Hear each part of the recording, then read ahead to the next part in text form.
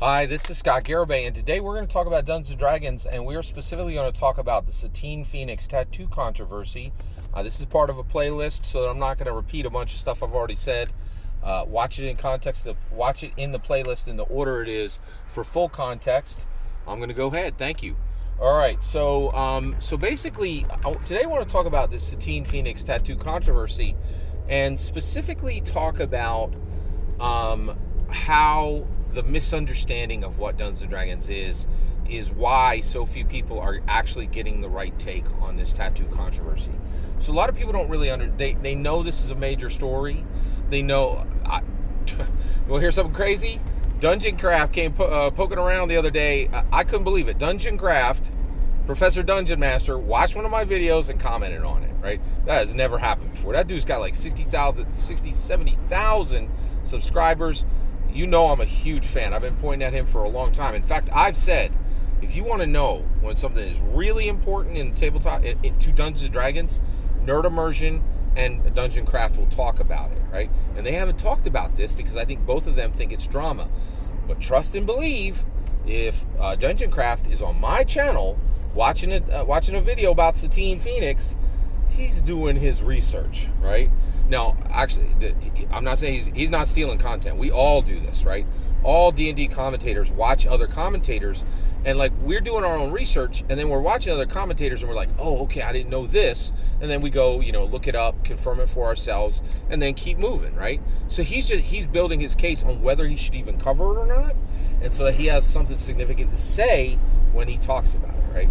Now, here's the kicker. This is what you need to understand about this Satine Phoenix thing. Why this thing blew up, right? And so Satine Phoenix gets into tries to get a tattoo from Post Malone's tattoo guy, right? It goes south, and the whole tabletop and the whole Dungeons & Dragons sphere, everybody who's an inch away from Dungeons & Dragons, right on Dungeons & Dragons, is talking about it, right? And the reason why is there's a lot here about where we're headed as an industry, okay? So right now, I'll tell you, the Dungeons & Dragons, the tabletop role-playing game industry is an absolute scrub industry compared to any other industry. It is a bunch of hobbyists and people who are passionate about Gary Gygax forgoing real careers so they can make dirt, like writing about dragons. It is not a good industry. You do not make good money. Freelancers have it terrible, right?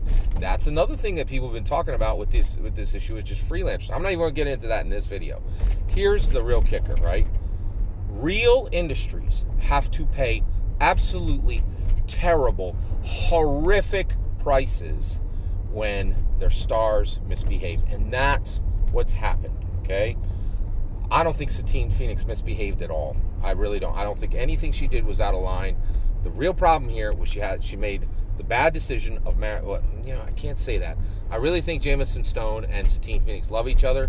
She just got mixed up. Jameson Stone brought shame to his wife, brought shame to Dungeons & Dragons, brought shame to himself by being an absolute terror jerk to Post Malone's tattoo guy. And get this, it's the fact that it's Post Malone's tattoo guy. Post Malone is connected to Dungeons & Dragons. He plays MTG, and 3 sets of MTG are direct Dungeons & Dragons canon creating content, right? So the reality is what happened here is that Satine Phoenix was connected to somebody who misbehaved very, very badly, okay? Now, where does that land? Where do we land, right? From that, right? Here you go, right? Talk to Warner Brothers. Warner Brothers is having one of the worst years they've ever had from a talent perspective, okay? Their stars, Amber Heard, woo! Going to have to cut her out of Aquaman 2, right? Like 15 minutes. You think that's bad? Wait until you talk about Ezra Miller. Ezra Miller, their Flash dude, that dude is being accused of things so horrific. And by the way, nothing Jameson Stone or Satine Phoenix did even comes close to what Ezra Miller is being accused of, right? It is absolutely terrifying.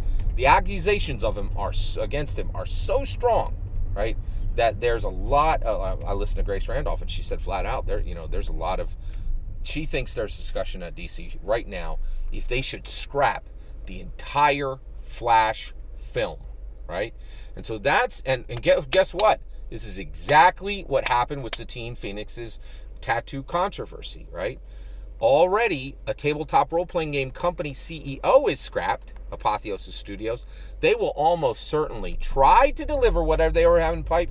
They will trash, burn that company to the ground, and they should. Nobody cares about Apotheosis Studios because they haven't really delivered anything. They'll shut that sucker down. Nothing of significance. They've delivered product, right? They'll shut that sucker down and they'll bring up a new company, right?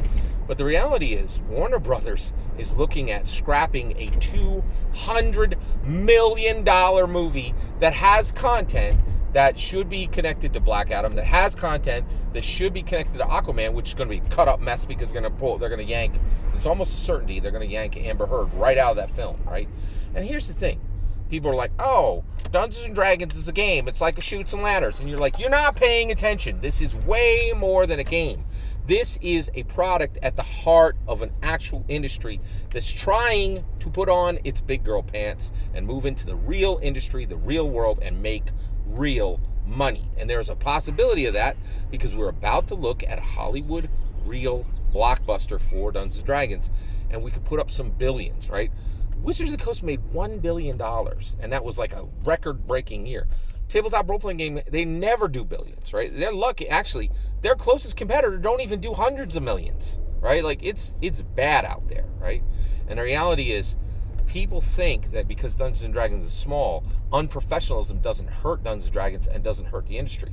No, we don't get excused from professionalism, right? And unprofessionalism can scrap massive products, right? Right. Oh, and I didn't even mention Harry Potter, right? Like, Harry Potter's got Ezra Miller in it and Johnny Depp in it. They had to cut Johnny Depp out. Ezra Miller was still in there. You can't touch any of those franchises. These are real problems, right? Talent got to behave. And when it doesn't, it means real problems for the real industry, right? And we are getting to a point where we're going to be actually having to put on our big girl pants as the tabletop role-playing game industry, and talent has got to behave or there are going to be consequences. We're seeing that right now. This is a lesson for all of Dungeons & Dragons and for every TTRPG. That's my opinion. That's what's really going on is the tabletop role-playing game industry is realizing now we're not creating games, we're creating life paths, right? We're creating life paths and we need to do this right? And if we don't, there's real consequences that could be hundreds of millions of dollars. That's my opinion. Love to hear your thank you very much. I'd love to hear your opinion.